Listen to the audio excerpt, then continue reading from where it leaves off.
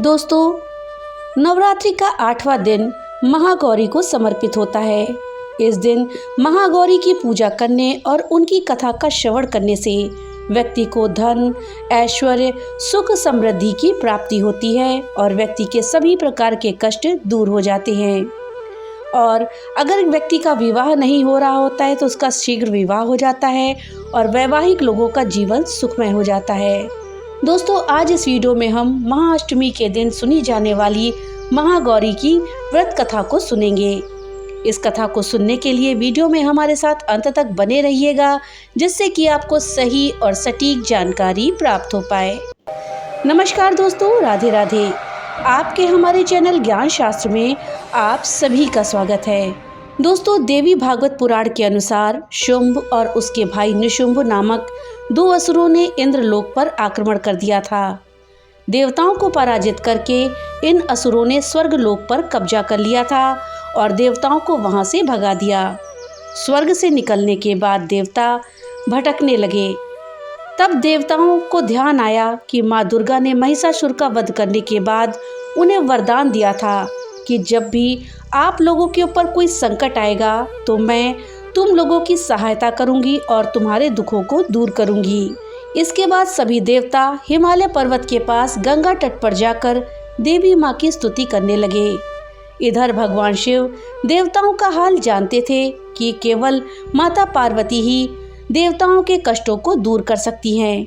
अब भगवान शिव माता पार्वती से ये सब बातें कैसे कहें, क्योंकि देवी पार्वती अपने गृहस्थ जीवन में इतना रम चुकी थी कि वो तो भूल चुकी थी कि वो माता, पत्नी और गृहिणी होने के साथ साथ जगत जननी भी हैं। उन्हें सभी जगत का कल्याण करना है। अब इसके लिए भगवान शिव ने माता पार्वती को व्यंग करते हुए कहा, देवी, आज तो तुम काली की तरह लग रही हो। तुम्हारा गौरव कहाँ गया? जब तुमने काली का रूप धारण किया था तब से तुम्हारी काया धूमिल हो गई है। भगवान शिव के इस मजाक से देवी पार्वती नाराज हो गईं और कहा, आपने मुझे काली क्यों कहा? मैंने तो सोचा था कि आप मुझे हर रूप में प्रेम करते हैं, किंतु आज आपने मेरा उपहास किया है। अब मैं आपको गोरी होकर दिखाऊंगी। गौरवर्ण प्राप्त करने के लिए माता पार्वती हिमालय पर तपस्या करने चली गईं। तपस्या भी उन्होंने भगवान शिव की। तब भगवान शिव ने उनके तप से प्रसन्न होकर कहा, तुम गंगा स्नान करके आओ, इससे तुम्हें गौरवर्ण प्राप्त होगा। शुंभ और निशुंभ का वध करने के लिए भगवान शिव ने ये लीला रची थी। जब माता पार्वती गंगा स्नान कर रही थीं, तब सभी देवता भी आदिशक्ति की आराधना कर रहे थे। माता पार्वती ने देवताओं से पूछा, आप सभी किसकी स्तुति कर रहे हैं और आप पर क्या विपत्ति आई है? माता पार्वती के पूछने पर देवताओं ने शुंभ और निशुंभ के बारे में बताया कि असुरों ने देवताओं को पराजित करके स्वर्ग लोक पर कब्जा कर लिया है और तब से देवता इधर उधर भटक रहे हैं। अब गंगा स्नान के दौरान माता पार्वती को गौरवर्ण प्राप्त हुआ और उनके शरीर से एक श्याम वर्ण की देवी प्रकट हुई, जिसे कौशिकी देवी कहा गया। कौशिकी देवी के प्रकट होने के बाद उन्होंने माता पार्वती को प्रणाम किया और देवताओं को उनकी रक्षा का आश्वासन दिया। अब माता पार्वती की आज्ञा अनुसार माता कौशिकी हिमालय के रमणीय क्षेत्र में चली गईं और वहां उन्होंने शुंभ और निशुंभ को युद्ध के लिए ललकारा। देवी कौशिकी ने शुंभ और निशुंभ समेत उसकी पूरी सेना का अंत कर दिया। शुंभ और निशुंभ असुरों का अंत करने के बाद भगवान शिव ने माता पार्वती को समझाते हुए कहा कि उन्हें काली कहकर व्यंग करने के पीछे का मकसद देवी कौशिकी का जन्म था, ताकि वो देवताओं की मदद कर सकें और उन्हें फिर से स्वर्गलोक की प्राप्ति हो सके। बिना इस व्यंग के शुंभ और निशुंभ का वध संभव नहीं था। इस तरह माता पार्वती के शरीर से प्रकट होने के कारण देवी कौशिकी उनकी पुत्री कहलाईं। देवी कौशिकी को उग्र तारा या महोग तारा भी कहा जाता है। दोस्तों, इस विषय में एक अन्य कथा भी प्रचलित है। उस कथा के अनुसार माँ महागौरी ने देवी पार्वती के रूप में भगवान शिव को पति के रूप में प्राप्त करने के लिए कठोर तपस्या करी थी। एक बार भगवान भोलेनाथ ने पार्वती जी को देखकर कुछ कह दिया, जिससे देवी का मन आहत हो गया और माता पार्वती तपस्या में लीन हो गई। इस प्रकार वर्षों तक कठोर तपस्या करने पर पार्वती जी नहीं आईं, तो पार्वती जी को खोजते हुए भगवान शिव जी उनके पास पहुँचे और वहां पहुंचते ही देवी पार्वती को देखकर वो आश्चर्यचकित रह जाते हैं। पार्वती जी का रंग अत्यंत ओजपूर्ण होता है। उनकी छटा चांदनी के समान श्वेत और कुंदन के फूल के समान दिखती है। उनके वस्त्र और आभूषण से प्रसन्न होकर भगवान शिव देवी उमा को गौर वर्ण प्रदान कर देते हैं और देवी विद्युत के समान अत्यंत कांतिमान और गौर वर्ण की हो जाती हैं तथा तभी से इनका नाम गौरी पड़ा। महागौरी रूप में देवी स्नेहमय, शांत और मृदुल दिखती हैं। वही महागौरी से संबंधित एक अन्य कथा भी प्रचलित है। इस कथा के अनुसार एक सिंह काफी भूखा था। वो भोजन की तलाश में वहां पहुंचा जहां देवी उमा तपस्या कर रही थी। देवी को देखकर सिंह की भूख और बढ़ गई, परंतु वो देवी की तपस्या से उठने का इंतजार करने के लिए वहीं पर बैठ गया। इस इंतजार में वो काफी कमजोर भी हो गया। देवी जब तप से उठी तो सिंह की दशा को देखकर उन्हें उस पर बहुत दया आ गई और माँ उसे अपनी सवारी बना लेती हैं, क्योंकि एक प्रकार से उसने भी तपस्या ही करी थी। इसलिए देवी गौरी का वाहन बैल और सिंह दोनों ही है। माँ दुर्गा का अष्टम स्वरूप महागौरी है। इनकी 4 भुजाएं हैं। इनकी दाईं भुजा अभय मुद्रा में है और नीचे वाली भुजा में त्रिशूल है। बाईं भुजा में डमरू और नीचे वाली भुजा से देवी गौरी भक्तों की प्रार्थना सुनकर वरदान देती हैं। जो स्त्री इन देवी की पूजा भक्ति भाव सहित करती है, उसके सुहाग की रक्षा स्वयं देवी करती हैं। कुंवारी कन्या माँ की पूजा करती हैं तो उससे योग्य वर प्राप्त होता है। जो पुरुष देवी गौरी की पूजा करते हैं उनका जीवन सुखमय रहता है। देवी उनके पापों को जला देती हैं और शुद्ध अंतःकरण देती हैं। माँ अपने भक्तों को अक्षय आनंद और तेज प्रदान करती हैं। इनका पूरक गौर है, इसलिए ये महागौरी कहलाती हैं। दोस्तों चलिए अब जानते हैं महागौरी की पूजा विधि कि किस विधि से पूजा करके हम महागौरी को प्रसन्न कर सकते हैं। दोस्तों, महागौरी के पूजन के लिए प्रातःकाल अष्टमी तिथि के दिन जल्दी उठकर व्रत और पूजा का संकल्प लें। फिर घर के किसी स्वच्छ स्थान पर पूजा के लिए एक चौकी स्थापित करें। इस चौकी पर देवी महागौरी की तस्वीर रखें। चित्र के समक्ष शुद्ध घी का दीपक जलाएं और देवी को कुमकुम से तिलक करें। देवी के चित्र पर फूलों की माला अर्पित करें। इसके पश्चात अबीर, गुलाल, हल्दी, मेहंदी, चावल इत्यादि सामग्री चढ़ाएं। देवी महागौरी को नारियल और उससे निर्मित मिठाई का भोग अर्पित करें। दोस्तों, माँ महागौरी की पूजा अष्टमी तिथि के दिन करी जाती है। इस दिन महागौरी को गुलाबी रंग के वस्त्र पहनाए जाते हैं। साथ ही इस दिन महागौरी को ब्रह्म कमल का फूल भी चढ़ाया जाता है। ऐसी मान्यता है कि नवरात्रि की अष्टमी तिथि के दिन व्रत रखकर कन्या पूजन करने और माँ महागौरी की आराधना करने से व्यक्ति को आत्मिक एवं मानसिक बल की प्राप्ति होती है। दोस्तों, देवी महागौरी के भोग की बात करें तो उन्हें भोग में काले चने और हलवे का भोग लगाना चाहिए और उसके बाद मिष्ठान, पंचमेवा और फल भी चढ़ाने चाहिए। नवरात्रि के 8वें दिन कन्या पूजन का भी विशेष महत्व होता है। इस दिन 9 कन्याओं को देवी का रूप मानकर उनकी पूजा करनी चाहिए, उन्हें भोजन कराना चाहिए और उपहार और दक्षिणा देकर के विदा करना चाहिए। ऐसा करने से महागौरी प्रसन्न होकर के अपनी कृपा भक्तों पर बरसाती हैं। दोस्तों, ये थी महागौरी की व्रत कथा। अब आइए हम अन्न का भंडार भरने वाली माता अन्नपूर्णा की कथा का श्रवण करते हैं। मानक नगर गांव में एक बहुत ही धर्मात्मा व्यक्ति रहता था। उनके 4 पुत्र और 1 पुत्री थी। उनकी पुत्री सबसे छोटी थी और उसका नाम पार्वती था। वो व्यक्ति का भरा पूरा परिवार था।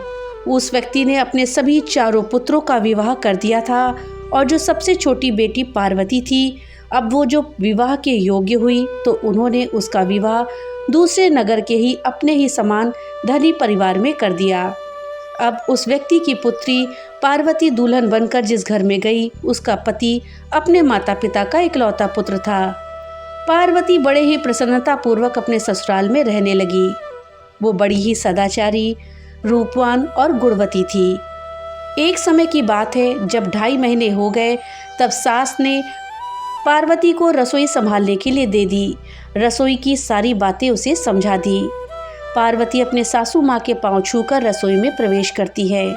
तब सास ने कहा, बहू, रोज सुबह जल्दी उठकर पूजा पाठ करके रसोई में प्रवेश करना और उसके बाद खाना बनाना।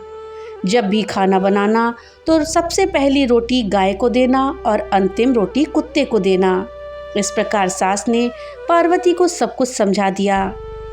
पार्वती 4 लोगों के लिए खाना बनाती है और खाना बनाकर अपने पूरे परिवार को खिलाती है।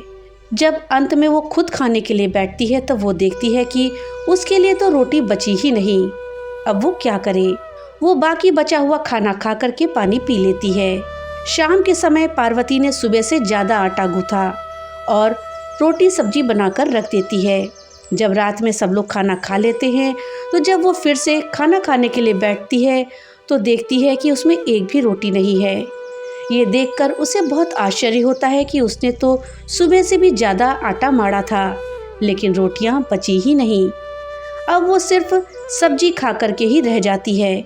अगले दिन फिर उसने कल से 2 गुना ज़्यादा आटा माड़ा और रोटियां बनाई, लेकिन फिर से उसे रोटी नहीं मिली। सभी रोटियां ख़त्म हो गईं। अब उस दिन भी वो आधे पेट ही खाना खाकर रह गई। इस प्रकार पार्वती जितना चाहे भी आटा मारती, रोटियां उसके लिए बचती ही नहीं। ये हर रोज का नियम हो गया था। वो सोचने लगी कि आखिर कौन नहीं चाहता कि मैं रोटियों को खाऊं। पार्वती इस आस में ज़्यादा आटा गूंथती थी, ज़्यादा रोटी बनाती थी कि किसी ना किसी दिन तो उसे रोटी मिलेगी, परंतु ऐसा नहीं होता। ऐसा करते करते वो बहुत ही कमज़ोर हो गई। ऐसे ही एक दिन की बात है, जब पार्वती रसोई में सब्जियां काट रही थी तो गलती से चाकू से उसका हाथ कट जाता है और वो रोटी नहीं बना पाती। तो उसकी सास कहती है, रहने दो, रोटियां आज मैं बना देती हूँ। तो पार्वती ने कहा, नहीं सासू माँ, आप आटा मार दीजिए, मैं रोटी बना लूँगी। सास ने आटा मारा और फिर बहू को दे दिया। बहू रोटियां बनाकर तैयार कर देती है। घर के जब सब लोग खाना खाने लगते हैं और वो खाना खा लेते हैं तो गौरी दुखी मन से खाना खाने के लिए बैठती है। वो सोचती है कि आज तो सासू माँ ने आटा गूँथा है, वो भी बहुत कम। आज तो मेरे लिए रोटी बची ही नहीं होगी। ये सोचकर बहू मन ही मन दुखी होती है, लेकिन जब वो बर्तन देखती है तो उसमें रोटियां रखी होती हैं। ये देखकर बहू बहुत खुश होती है। अब क्या था, ऐसे ही 4-5 दिनों तक बहू की सास आटा गूँथती है और बहू रोटियां बनाती है और बहू को रोज रोटियां खाने को मिलने लगी। इन दिनों बहू ने भरपेट खाना खाया। 6वें दिन सास ने कहा, पार्वती, क्या मैं आज आटा गूँथ दूँ या तुम गूँथ लोगी? तब पार्वती कहती है, नहीं सासू माँ, मेरा हाथ ठीक हो गया है, मैं आटा गूँथ लूँगी। उस दिन पार्वती ने आटा गूँथा और रोटियां बनाई, सबको प्रेम से खाना खिलाया।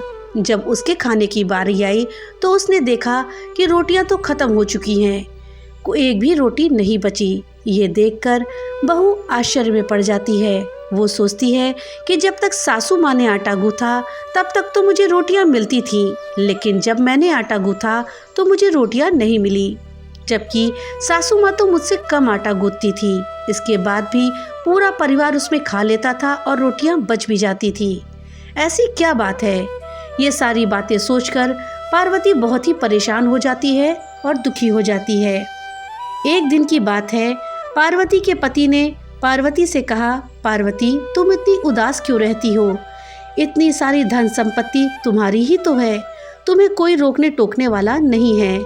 तुम अपने पसंद से भोजन बनाकर खा सकती हो, तुम मनपसंद पहन सकती हो, लेकिन तुम दिन पर दिन इतनी कमज़ोर क्यों होती जा रही हो? पार्वती ने लाज और संकोच से अपने पति को कुछ नहीं बताया।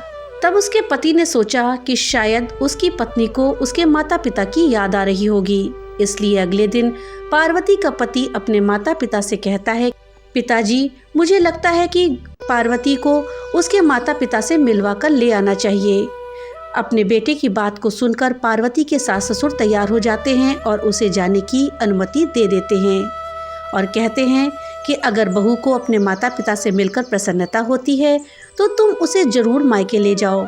अब पार्वती का पति अपनी पत्नी को लेकर उसके मायके जाता है। दामाद और बेटी को देखकर उनका बहुत ही अवभगत होती है।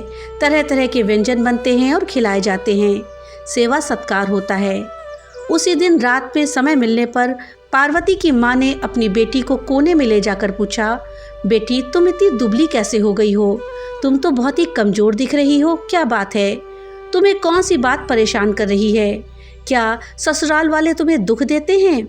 ऐसी कौन सी बात है जिससे तुम्हारी ये दशा हो गई है? अपनी माँ की बातें सुनकर पार्वती अपनी सारी परेशानी माँ को बता देती है। अपनी बेटी की बात सुनकर पार्वती की माँ ने कहा, बेटा हमें लगता है माँ अन्नपूर्णा तुमसे नाराज हैं। तुम यहाँ से जाने के बाद इस विषय में अपने सास और ससुर को बताना, वही कुछ हल बताएंगे और तुम्हारी समस्या का समाधान होगा। माँ अन्नपूर्णा जिससे नाराज होती हैं उसके साथ ऐसा ही होता है। अब अपनी माँ की बातों को सुनकर पार्वती ने निश्चय किया कि वो अपनी सारी बातें सासू माँ से कहेगी। अब जब सुबह का समय होता है तो पार्वती अपने माता पिता से विदा लेकर अपने ससुराल आ जाती है। ससुराल आने के बाद अपने सास ससुर और पति से सारी बातें कह सुनाती है। वो कहती है, माँ जी जब से मैंने रसोई संभाली है और खाना बनाती हूँ तब से मुझे एक भी रोटी नहीं बचती। मैं बिना खाए ही सो जाती हूँ। कभी कभी तो पानी पीकर ही सोती हूँ। कभी कभी थोड़ा बहुत खाना बच जाता है उसे खा लेती हूँ, लेकिन रोटी तो मुझे मिलती ही नहीं। माँ जी जब एक बार मेरा हाथ कटा था तो उस समय आप आटा गूंथती थी और वो भी बहुत कम, फिर भी मुझे रोटियाँ मिल जाती थी खाने को। मैं भरपेट खाना खाती थी। लेकिन जब अब मेरा हाथ ठीक हो गया है और मैं आटा गूंथने लगी हूँ, रोटियाँ बनाने लगी हूँ, तो मुझे फिर से रोटियाँ नहीं मिलती। मैं भूखी रह जाती हूँ। अपनी बहू की बातें सुनकर सास को सब समझ आ गया। उसने कहा, बहू शायद मेरी ही गलती है। मैंने तुम्हें सब कुछ बताया, सब कुछ सिखाया, लेकिन एक बात तो बताना भूल ही गई। ऐसा कहकर सास अपनी बहू का हाथ पकड़कर रसोई में ले जाती है। एक परात में आटा निकालकर उस आटे को अच्छे से गूंथती हैं। गूंथने के बाद उस गूंथे हुए आटे पर अपने उंगलियों की छापें बना देती हैं और कहती हैं, बहू ये माँ अन्नपूर्णा का छाप होता है, उनका चिन्ह माना जाता है। आटा मारने के बाद जब भी कोई स्त्री इस छाप को लगाती है तो उसके घर में बरकत होती है। इसका अर्थ ये है कि माँ अन्नपूर्णा की कृपा सभी परिवार वालों पर बरसे और कोई भी सदस्य भूखे पेट ना सोए। बहू मैं तुम्हें ऐसा बताना भूल गई थी। आज से तुम आटा मारते वक्त आटे पर अपनी 5 उंगलियों के छाप को छोड़ देना और माता अन्नपूर्णा तुम्हारे ऊपर अवश्य कृपा करेंगी। तुम कभी भी खाली पेट नहीं सोगी। ये बरकत का चिन्ह होता है।